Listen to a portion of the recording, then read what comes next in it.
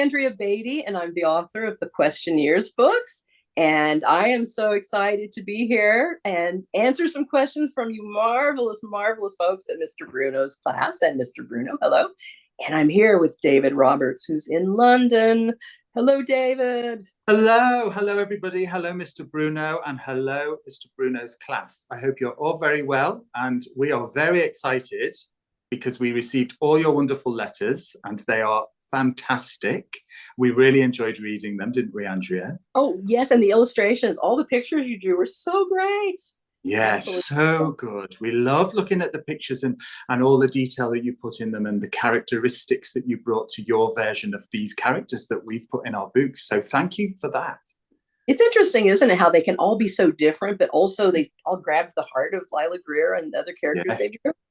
Yeah. Because everybody, I think, when they draw, they bring a little bit of their own self to it, to their drawing. So you might be drawing the same thing, but each one will be slightly different, and that's what's so wonderful about it, really. It is, and it's the same thing when they do writing. When you guys do writing, you bring we call it voice. You bring your own voice, own personality to whatever you write. So you could all write the same story, sort of, but you'd make it your own. That's wonderful. Yeah, and so fun. It is. We have some really good questions here, and I think we should answer some. I'm going to ask you the first one, David. Who did you use as a model for Lila? Did you make her based on somebody? Yes. Now Lila is based on somebody. Well, I should say, really, there's one particular bit of Lila that's based on somebody, and that's her hairstyle. So often people ask me, why did I give Lila this typical hairstyle of this sort of bun of hair, this round globe of hair on the top of her head?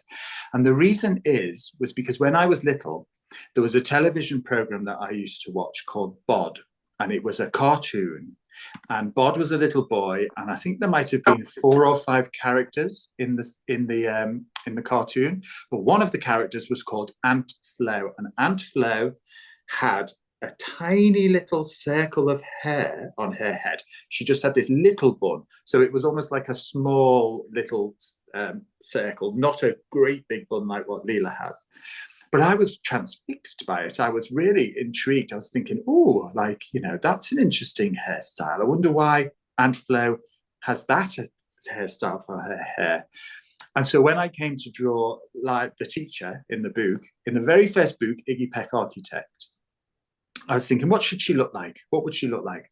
What sort of hairstyle would she have? And I remembered Aunt Flo from Bod. So that's why she has her hair in a bun. But I thought, well, I don't want to just give her a little bun like Aunt Flo had. She's got to have an enormous hair bun, an enormous bun of hair on the top of her head. So to give extra drama, because why not? Why not? And it's delightful. I love in the pictures of Lila Greer, Teacher of the Year, that no matter what size young Lila is, her bun is always the same size. And that delights me. Yeah.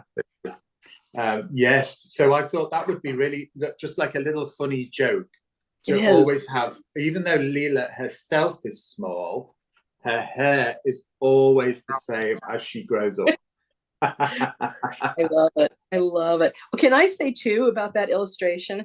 One of the things I love about your art is that you find the tiniest details to make the story to the most important part. And in this one shows how that little question mark of hair, that's how you showed Lila was anxious and if she has what ifs. And I love that in so many of the letters, you guys, when you drew Lila, you put that question mark up on her hair. Yes, that was really observant. Yeah. It was just a visual way of trying to show how a little bit of a sort of a worry can creep into your mind and become bigger. That's what I wanted. You wrote that in the story, and I wanted a way to show that visually. So that's why I did the little question mark of hair on her head. I think it's brilliant. And it's very, very simple. Details can make all the difference, can't they? They can, yeah. Right, Andrea, I have a question for you. And this question is, what inspired you to write this book? Did you have a teacher like Miss Cairn? Well, I wanted to write this story because I wanted to know more about Lila Greer from the illustrations that David made in Iggy Peck. So when she was a little kid and had that bun, and I kind of wondered, like, what is she like? What's her story? And how did she become a teacher? So that's why I wrote the book. There she is, young as a kid, in a very traumatic situation, eating cheese. She got stuck in an elevator eating cheese with a French circus troupe. Very, very scary thing to have happen. But I named her teacher Miss Kern because I had a teacher named Miss Kern when I was in fourth grade. And my teacher, Miss Kern, was a little bit tall and a little bit stern. And I adored her. And she taught me all about grammar and writing. And she really gave me the tools to become a writer, I think. And even though I had no idea that's what I wanted to become, she helped me to do that. And also, I think she understood me in a way that, so I felt a connection to her. And it's the most marvelous thing about teachers is that when you connect and they connect with you, they can kind of see you and help you explore the things you need. And Miss Kern is extremely kind in this story. And so I wanted to say thank you to teachers because, oh my gosh, teachers make all the difference. So, and it's so often it's through their kindness. That's the most important thing. And also they're very smart and they know many things. And so that's kind of why. That's where it came from. Yeah. That's good. Yeah. What do we have next? Oh, here's a good one, David. Did you have any life experiences that you added to the book? What a good question. That's a really good question. And actually, I do. I can. So when I read the story of Lila Greer, it did remind me a little bit about something that happened when I was a child. Because when I was very little, we moved house. And I had to move to a different school and a different part of town.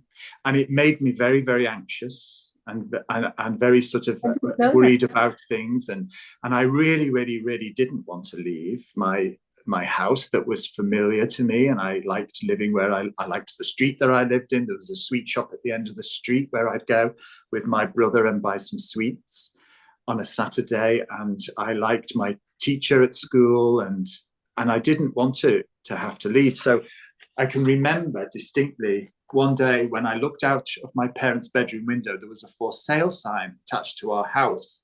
And I remember how much that affected me seeing that. So that's why I wanted to include the for sale sign in the story. And then when we turn the book and see that the house this one is sold, this is the new house that she's moving into. And there you can see the question mark. Yeah. In her feel a little bit nervous and anxious.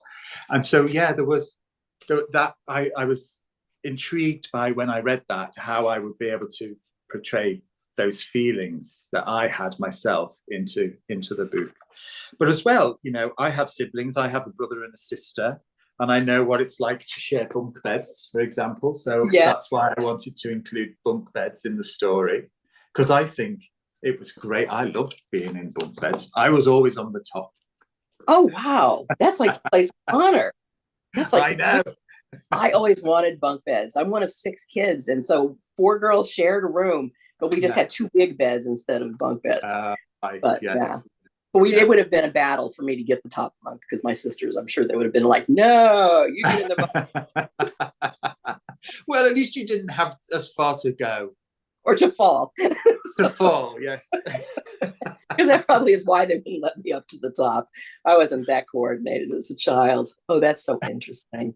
So the next question we had was, have you ever been a new kid? So you have been a new kid in that very same situation. Yeah, it was very, I didn't like it at all, being the new kid. I was very sad about it, actually. And when I went to school, I would sort of take my favorite toy and hide it in my satchel. And I'd pretend that I needed to go to use the bathroom, but instead I'd just go to the cloakroom and put my hand in my satchel so that I could feel the toy. So it made me feel a little bit less lonely and a bit less on my own. But I found it quite difficult at first, I think, to be the new kid. But I think what happened was, because my brother was also at the same school as me, I sort of kind of was able to feel a little bit more connected to somebody because I knew him. And then that made me feel a bit less worried and anxious. And so I started to make friends then. So Yeah. it was better in the end, but at first it was quite difficult being the new kid. And I think ever since then, even as a grown up now, I don't really like being the new person in something. You know, if you start something new and you don't know people, there's that sort of strange feeling at first of what will I say? Who will I talk to? What if I've not got anything in common and I don't know what to say to people? So yeah, it's Yeah. not easy, is it, being the new kid? I mean, some people might love it. They I might think, love being yeah, the some new kid. people I think do, but you're right. It is a thing that goes on through your life. Like if I go to Yeah, a conference or something, I don't know anybody. I'm like, I don't know who to yeah, talk to, and that it yeah, makes you feel. I yeah, love that. I love that you carried your stuffed doll or your toy with you to yeah, thing. But you know what? I think that's interesting for kids to know that you can have some sort of touchstone, and it can be a small yeah, thing, maybe like put a little pebble in your pocket or something from your yard or whatever yeah, that you just touch it and go, and that sort of keeps you connected and just reminds you yeah, it's okay. You'll get through the day. yeah, Yeah, I like that a yeah, lot. yeah, Sure. I think yeah, everybody is new at some point to something. yeah, And for me, I didn't have that until I got to high school because I had the same 20 kids in my class from kindergarten through eighth grade because I was a yeah, tiny town. And then when I went to high school, of course, but then everybody was new. And so yeah, sometimes if you just remember that, oh, you're not the only one, even though whatever we experience, we always think we're the only ones experiencing it. But yeah, sometimes everybody else is too. And yeah, so maybe just keeping that in mind makes it a little less stressful. You're never really the only person experiencing anything. no, So it feels like it. Yeah, yeah. And also, there is something quite exciting about that's true. starting something new, isn't there? And who you might get to meet and the new friends you might make as well. So it's not always a bad thing to be the new Yeah, kid. yeah. Um, That's why I said we had Lila Greer say, or the teacher, Miss Kern, say, when you start something new, you have an adventure. You might have an adventure. You might meet some yes, new friends yes, because we're always very anxious about things that might happen, but yeah, sometimes that keeps us from experiencing the good things that might also come to us. exactly. Yeah, yeah. Yeah. You might make your best friend ever in the world. You just might not have met them yet. Yes, absolutely. Yeah, That is so true. Oh my gosh, these yeah. are good questions. They are good Oh, questions. Right. Now, I have a question for you, Andrea. sure. And this question is, why did you make the book rhyme? Oh, so it's Mm, interesting. When I write a book, I find that the stories sort of show up to me and they either are rhyming books or they're not rhyming books. mm, So, and if I write a rhyming book, it's more like writing a song than writing a mm. poem. And so it kind of shows up in the rhythm first. It's almost like if you go into a house and you can hear someone playing a radio in a distant room, but you can't quite make out the words and you can only kind of get the melody, but you kind of get the sense of a rhythm, and a Yeah, story will sort of show up to me like that. And the yeah, the more I live with it and the more I think about it, it's like I get closer and closer to that room. And then yeah, finally I can step in and hear, oh, this is what this song is about. yeah. And then I know Wow. the words and then the rhythm of it. So it's really like Yeah, writing music in that way. yeah, It's yeah. really weird. And have you ever set any of these books to music? Have you ever given them an actual I have melody? not. I have not. I've done that with shorter books, like Yes. "Love You Like Yellow," which is not a book that you illustrated, but it was done by Vashti Harrison, It's who's wonderful. amazing. Just won the Wonderful. Caldecott, wonderful Yeah, lady, beautiful book. But that one, I kind of did. I found myself sort of singing it in the yard, yeah, which was kind of wild. Like, what's happening? So yeah, yeah. Now it yeah. doesn't work to do like a chapter book to set that to music. That's a really long Well, that's an opera. pages. That's an opera. A really long.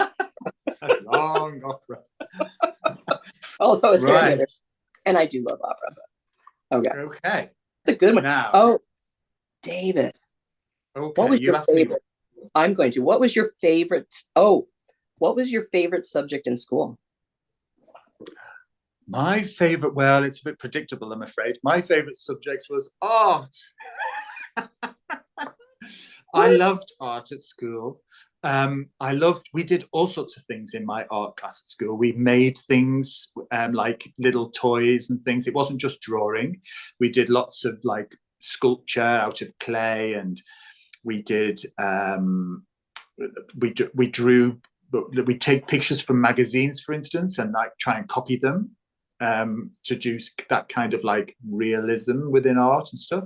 And then we'd make up pictures and do all sorts of things. I really enjoyed art at school. Yeah, but I mean, I can tell you what my least favorite What was that? Games, or what we would call PE. What would you call PE? Games. We call it PE or gym class. Gym. Oh, I hated gym. I hated it. It was awful. Hated everything to do with it. Really? And we had to have it twice a week as well. Oh no. But I'd have much rather. Now, I think as part of gym, we should be allowed to have knitting class. And some students should be allowed to go and knit scarves and hats and jumpers instead of playing football. Or what sports do you have in America? We have football. Baseball. We call football different than you. We have the football where we don't actually kick things very often. You have soccer, but we would call soccer. But that's your football, right? Yeah, and rugby. Oh yeah, we don't have that. Yeah. We have basketball, and basketball. We have a lot of basketball. We have soccer as well, which football and tennis and different things. We used to have to play a game called dodgeball, which was terrible, where you have to throw the ball and hit ech other, and it was terrible. Oh, now that sounds like fun. Maybe I would have liked gym more if I could have done dodgeball. What was your favorite subject at school, Andrea? It was not dodgeball. You know, I kind of liked them all. Gym was my least favorite class as well. Was it? It was, yeah, because I was never very fast and I was never very good at sports and stuff. Although, I mean, I like to do activities and things.